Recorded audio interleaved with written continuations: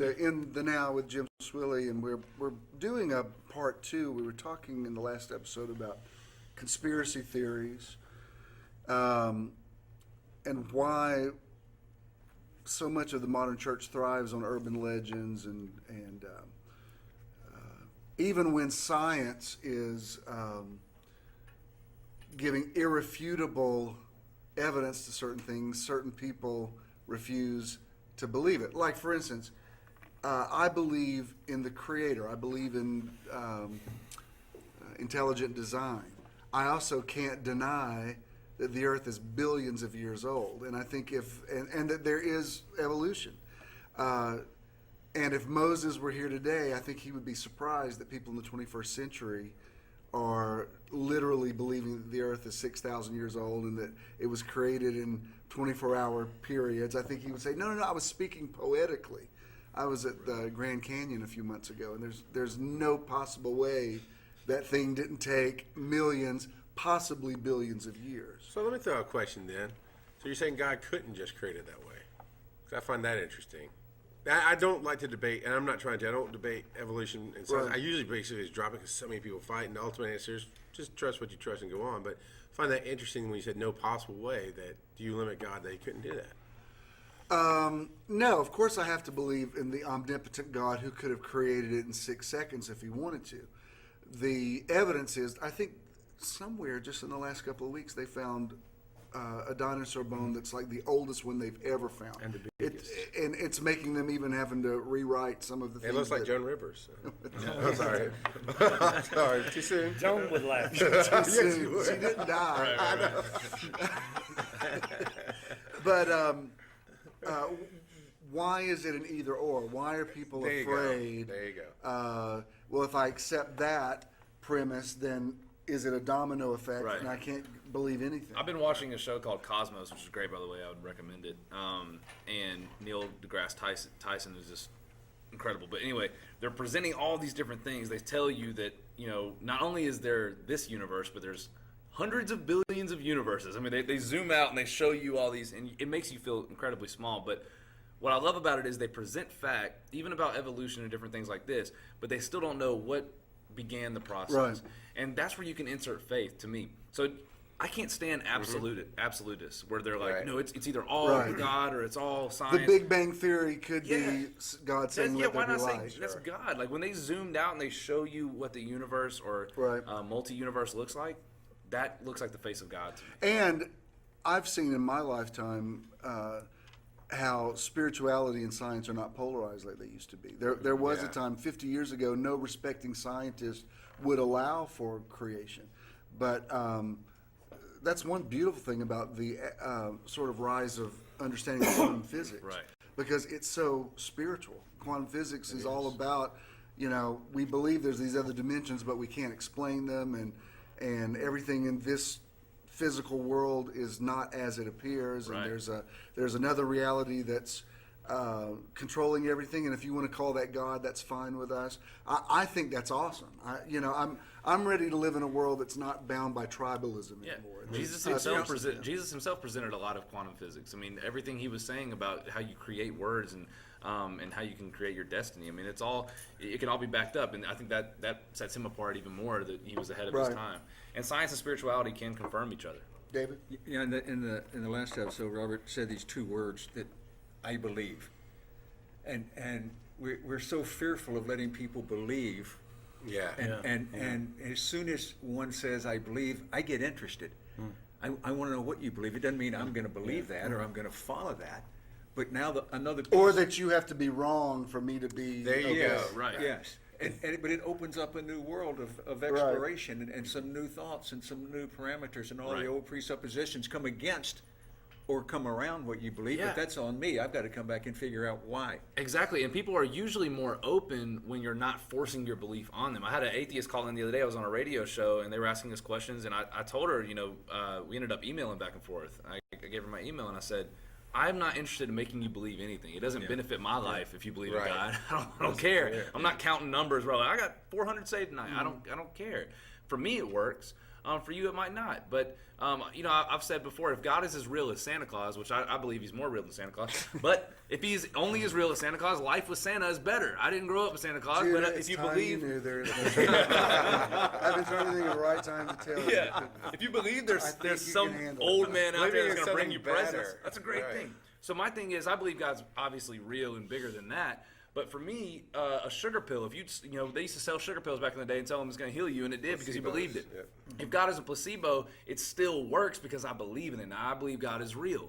But my point is, I don't have to force that on you, and I don't have to force it on anyone. It's just my own experience. And when you live your own experience, I think people are more open. When you pray, I know some of your posts, you make it a point that God's not a white octogenarian that lives in the sky and sits on a throne. So when you pray now, who are you praying to? Who is God to you now? Well, I got a call the other day. Somebody said specifically, I've been in an accident, pray for me. So my old mindset would have been for me to try to contact someone out there On a Right. throne. and convince him to do something back down, create a great In case you triangle didn't know. between me and them Right. and the Yeah. girl. Which is And what I think a lot of people really I think believe. it is. And that would be based on my faith, her, did she warrant this in her life? Was she living? And there would be all kinds of factors involved. But now, when I prayed, I focused on her and the Christ in her and spoke to the perfection that Yeah. is there to come forth. And then I said to her, the healing is already there. It's coming forth. The pink skin, she was burned. The pink skin is going to be visible even today as the doctors do the first surgery. And it came to pass exactly like that. Because she's already, this is a, That's your daughter-in-law, right? that's my daughter-in-law, yeah. How's she doing? She's good. She's Good. good. She's not, some would say she's not good, but she's good. Yeah. This is, I had a conversation in the kitchen a few minutes ago with this slice of apple, and the conversation went something like this: hello, how are you? He's British. And I said, I'm fine. Who are you? He said, I'm a slice of apple. I said, slice of apple, great. Where did you come from? He said, I came from the apple. And it's the same with us.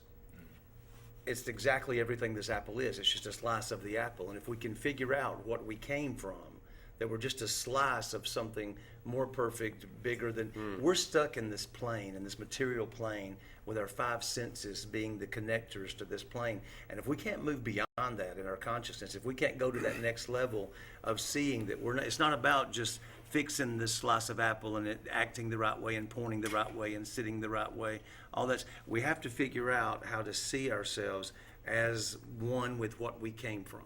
And when we get that, and what we came from is not just out there. Right. God is omnipresent. He's everywhere and he's in all things. There's nowhere he isn't.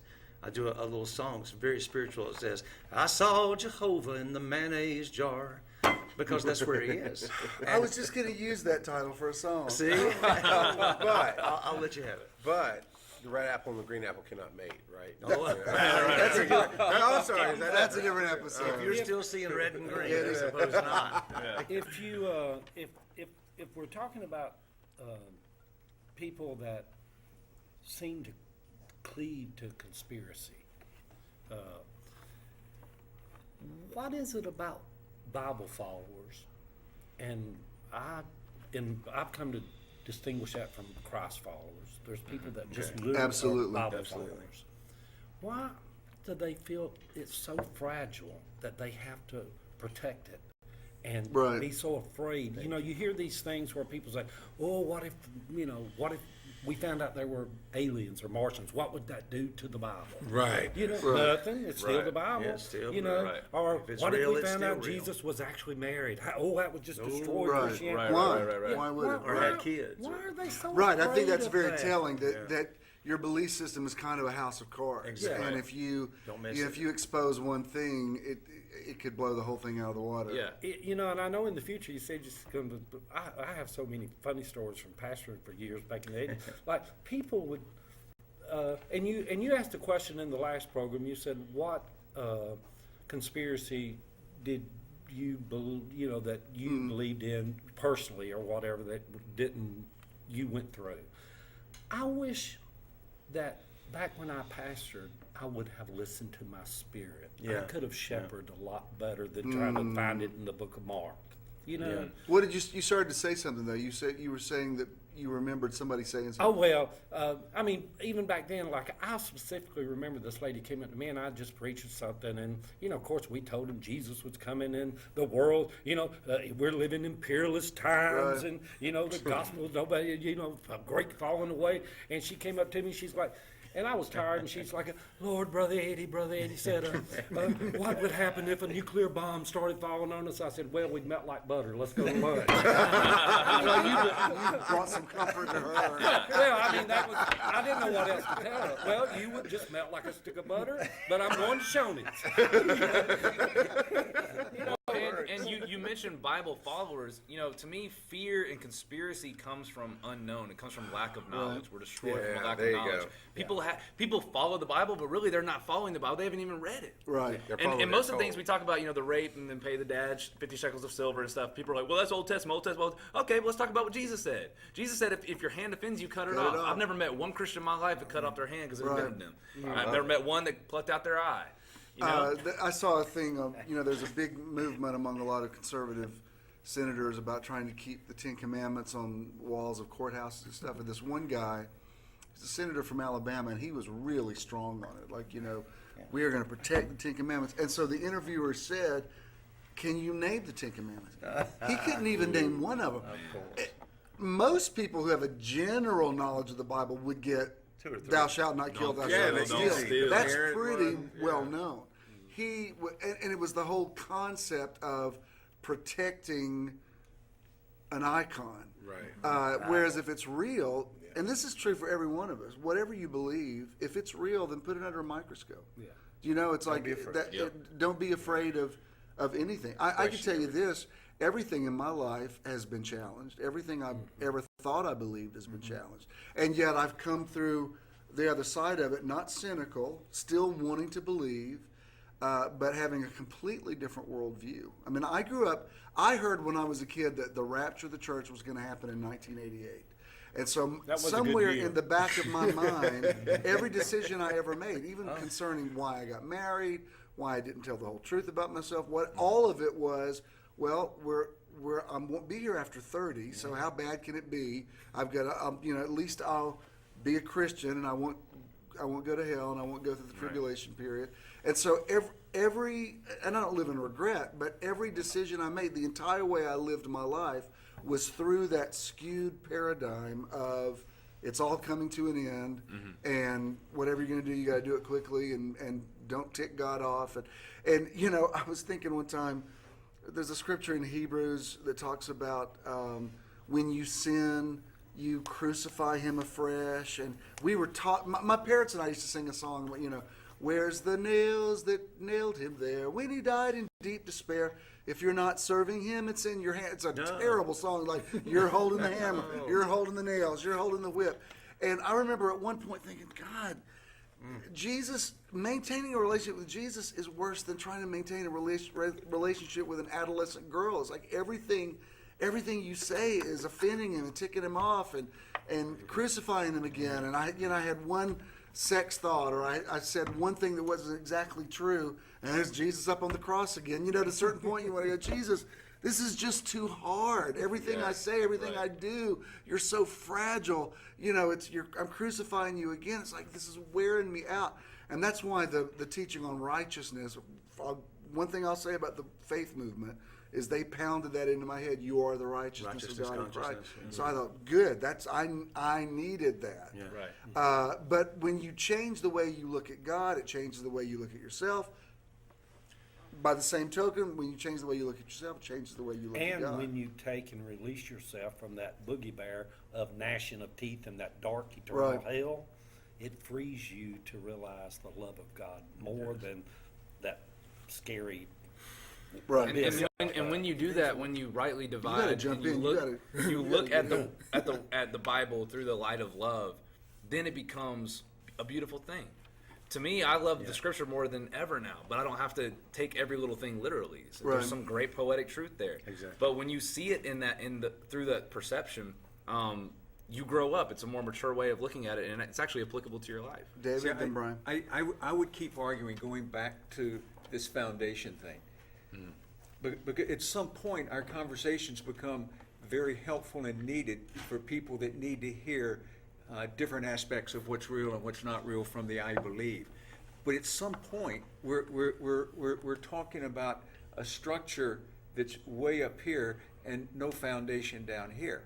And as long as we keep taking it back to, which I believe the fear stuff takes it back to what we've been taught called church, it's at least institutional. And until we get back to the simplicity of that thing called first, I mean, if we don't get a foundation of good news, we'll just keep wrapping this stuff round and round and round. That's good. And we'll whip people up, and we'll make friends, and we'll make enemies, and we'll be debating the same issues from different viewpoints, which is entertaining. But at some point, the bigger battle is what is the good news that takes all of this stuff out of the picture? Because if you're even dealing with it, you haven't found the good news. Yeah. You're dealing with the bad news reformed. Right. And see, I believe the voices at this table have, going back to that very first episode when you were talking about voice, the voice at this table, good news. Yes. There's a whole different foundation. And the world is tired of the conspiracies, tired of the fear factors, tired, and why not just be nice? I feel very positive about the world. I think the world's a beautiful place, and I'm aware that bad stuff happens. But it's interesting. It's like laws of attraction. The more you see the positive, more stuff comes for you to see that is positive. And it's not being naive. I mean, I watch the news every day. I'm aware that we're at war. I'm aware that, every bit of it. But you're not turning a blind eye to it. There's like something springing up out of me that feels like hope and feels like vision. And I don't want to look at everything I ever believed my entire life and say, well, that was a crock. I don't want to believe that.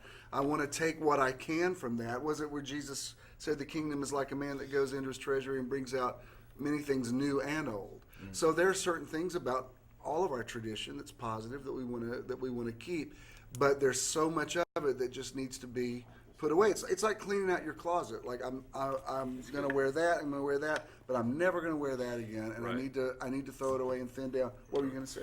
I think fear works as long as you don't believe in an omnipresent, or not omnipresent, but a all-powerful, omnipotent God. Because, I believe in an all-powerful God, which means God's cool. He's in charge of everything, so he's not tripping about everything. There's no need for all the, Right. And as you said earlier about seeing the world as you are, if you're just a positive person, you're going to see positive things. But you see these people that they get just bogged down with this conspiracy and just the world sucks and it's ending. And it's because they hate themselves. They've been told that, God can't possibly be that good. The world can't possibly be that great. I mean, technology is beautiful. We're going to the next levels. We're making advances in medicine. And, just the things we can do with our iPhones is amazing.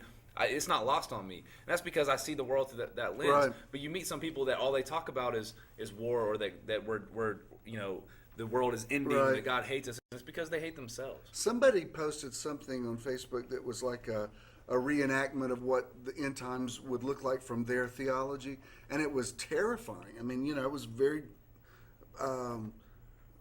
well done special effects, and even though I don't believe that, I'm looking at it thinking, man, that's a trip. I don't like to see these movies with CGI where the Statue of Liberty gets blown up in the White House. It oppresses me. I love those images. I don't want to see them messed up. But what amazed me is that people were responding to it like, oh, that's just the way I always thought it would be. Like they nearly wanted to see it. It was like a self-fulfilling prophecy. And I thought, where does that come from?